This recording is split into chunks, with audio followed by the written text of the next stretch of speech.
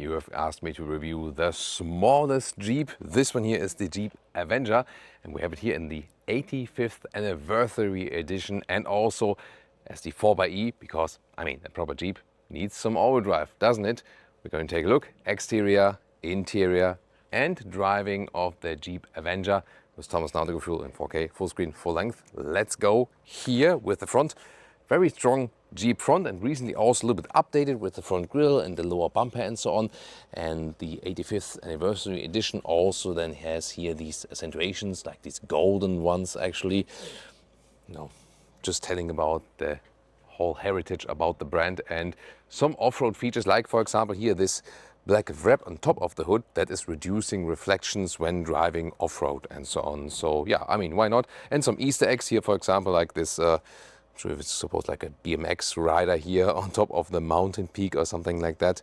Why not, to spice it up a little bit? This one here is available as a combustion engine and also as an all-electric version soon about all the powertrains. Then next to the strong front, by the way, optional matrix LED, we can also see them right here. Side profile, it's a short vehicle at 4 meters and 8 or 161 inches, and we have wheels from 16 to 18 inch. These are the larger ones, 18 inch, and once again with these accentuations. And the Willis MB, here the front grille, the traditional one as an Easter egg, and here as well at the center of the wheel cap. So why not giving some emotional features there? Also classic, rather upright building style. The rear doors are attached right here. It's a difference also to the platform brother, the Fiat 600, and the Alfa Junior is another platform brother. They're all together built in Poland.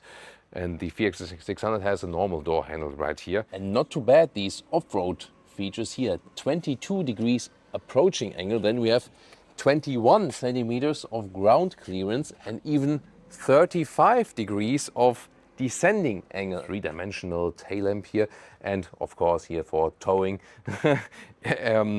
off-road situations. Of course, this is not like for a trailer or something, but for being pulled out of that, or maybe you pull someone out, probably better that way around, right? So styling works very well. I think the 4xe version here, this one is with an additional electric motor at the rear. And in this case here, the 4xe version is only available for the combustion engine.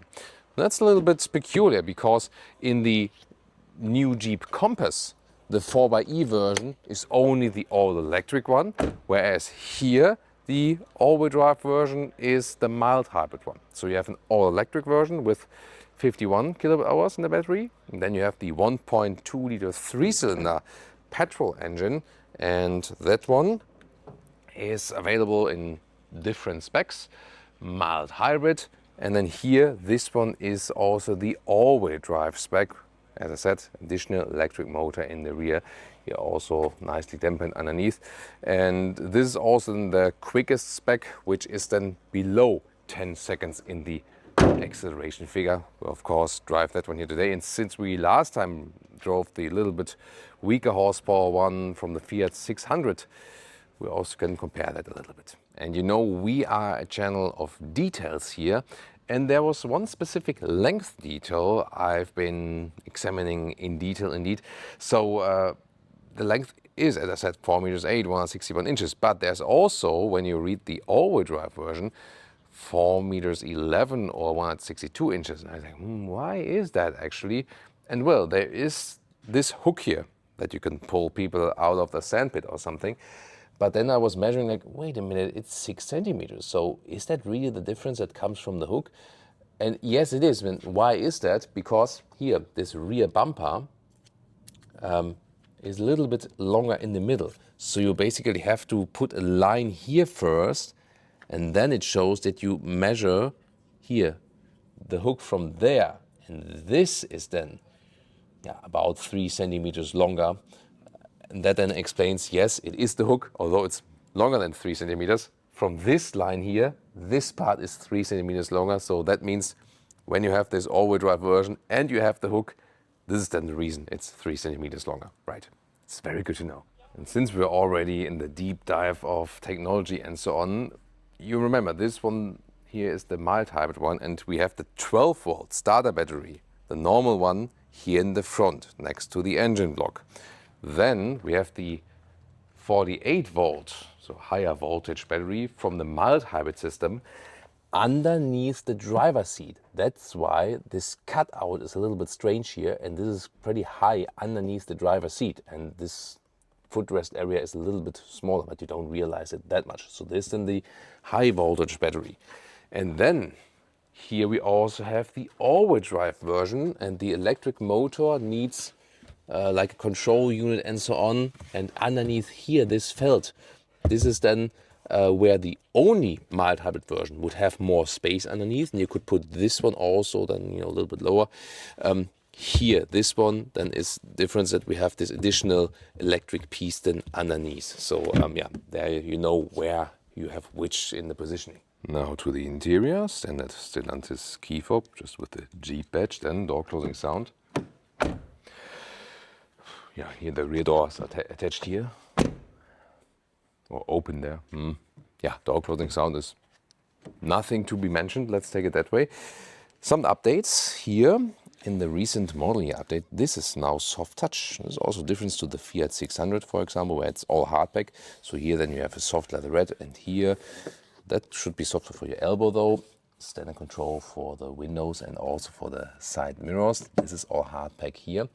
Then we have the steering wheel. It's a soft leatherette. It's a nice material, nicely structured, also a little bit dampened underneath. And then you have classic controls here for the cruise control, right side for the volume, real buttons at the steering wheel. Here, this one gets also proper large digital instruments. They are larger than with the Fiat 600. That's also another difference.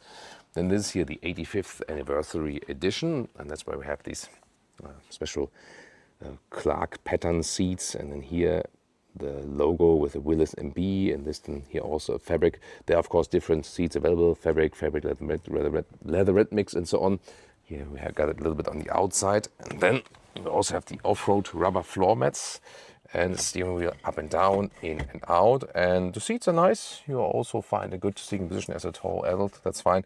Of course, it's not the largest car. Gotta say that. You see it here, you know, with the angle of my knees. So gotta put it in perspective. But for the headroom, this one is fine with 1A9 602. And it also has here in this edition like a special pattern from the inside of that seating. Then here to the cockpit. Interesting is that we have here in this platform this glove box, which comes down like a tray, so this has a huge opening. It's interesting. You can maybe use it as a picnic table or something, and yeah, goes deep in there. Then we have some leatherette here also on the dash, so that's also nice. Hardback though on the top part. Classic manual here for the vents. Then we have some hotkeys here, home menu, but here this is important, like you go to the vehicle setting, but when you press and hold directly, then the EU speed chime law beep beep beep goes directly off, so that's actually good. And you have in the top part here horizontal infotainment system, hotkey then to Apple CarPlay, Android Auto, and this is what you will be mostly using. The infotainment system is not the quickest one from the responsiveness. I'm happy to have here manual volume jog and also manual for the AC. Right side is then the fan speed, for example. So yeah, really happy to have that in that way. Here with the MHEV, the shifting buttons are down there for reverse, neutral and drive. Then 85th anniversary edition has the Clark pattern here from underneath. You can close that one or have it like open. And then this inductive charging pad is not ventilated though. And then you have the charging USB-A and USB-C down there, and the 12 volt power supply, some space. Terrain select if you want to go off-roading, auto sport, sand, mud, snow mode and so on. But yeah, it's not a real off-roader, although it has all-wheel drive. And then here you have some adjustments for the cup holders, but the question is always like, does it really fit the exact bottle then? Some space here underneath with this armrest, and this is also here a little bit nicely padded on the top. And I also have my favorite funny feature for you here today, the indicator sound.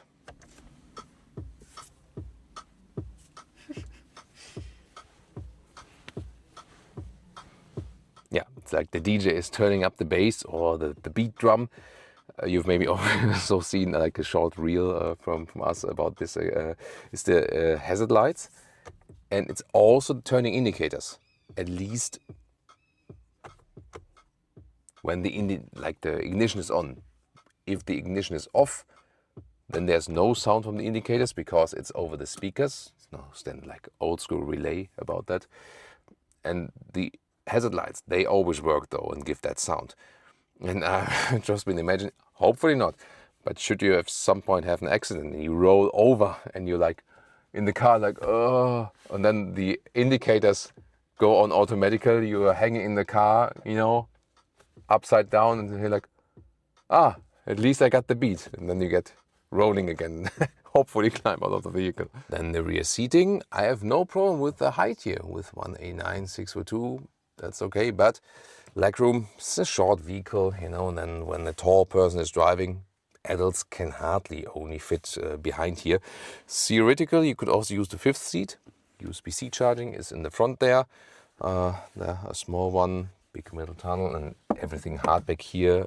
So yeah, basically interesting formulation. And the seating itself is actually quite comfortable, you know, the fabric here and so on, but it's just the legroom here because the car is just too short than for tall adults.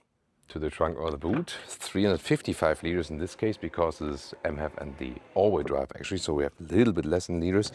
This one still fits vertically. Then we have, there's like 95 centimeters, 38 inches here in the width. The normal length is at 27 inches or almost 70 centimeters, and underneath we cannot put it in a lower position, but here they have like, you know, some small storage.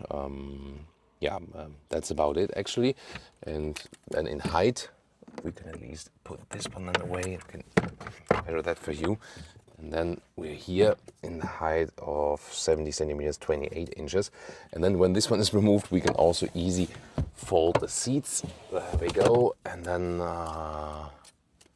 probably it goes that must go a little bit lower, I guess, right? Does it? Yeah, I mean, you could put the head restraints out, then they would go a little bit lower, but then the front seats also would need to move forward a little bit. And here we are in the total length of about 53 inches or 1 meters 35. Let's see how much power we have here with the mild hybrid. 9.5 seconds is the acceleration figure officially with the Jeep Avenger, mild hybrid, all-wheel drive. Let's push it. Maybe sport mode. Sport mode. Oh, there's a Fiat Topolino coming. We should not run that one over, right? So let's make space. Off-road space. Yeah, let's come on. Let's go a little bit off-roading here.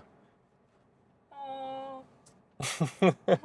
Oh, and there's now what's an Alpine A390, I think, electric. There we go.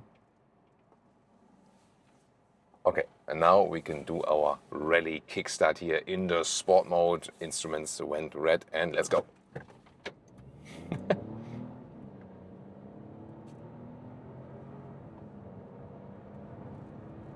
Oh, nice, that was 0 to 90 kilometers an hour. It's actually not too bad, right? So 9.5 seconds is the official figure, as I said, but this is decent and also quicker than with the compared to the very base version we had with the Fiat 600 with the manual. And yeah, we can go back to the normal auto mode here. So there we go, and let's go to public roads. See about the steering and suspension and so on. So here we have the beat indicators. They are not that audible here when also the AC is running and so on, but you do hear them, you know, and you definitely feel the beat. Here in the roundabout, you already feel it's more like a there's the beat again. Yeah. So steering is very light. Is it? Let's see here. Maybe a little bit more resistance in the sport mode, indeed. Yeah, but light overall. Nice material. It's also a small, compact size. You can well control it. And when I try to shake up the vehicle, yeah, it gives it gives a little bit Jeep off-road vibes, indeed. So you feel that the suspension setup should be comfortable. We do have the 18-inch wheels here, so the largest wheels, but it's not that they would be rough or bumpy or something. And here we can do some countryside road tests. So we can now go to 100 kilometers an hour, 60 miles an hour. do a first test of the insulation and so on. Yeah, I mean the engine sounds a little bit working, but only when you really push it. Otherwise it's smooth. Also with this MHEV system here at 100 kilometers an hour, 60 miles an hour, it drives nice, drives smooth, and it's also not too loud. It is similar in the driving to the Fiat 600. I do have the feeling we sit a little bit higher here somehow, so it has a little bit more Jeep touch to it, definitely. And I mean, now with the update, we also have like the soft touch at the inside of the door, so a little bit more quality feeling. The rear view camera has a better resolution, for example. So some small deals. 0.9 kilowatt hour in the battery. Do we also have from time to time some electric moments?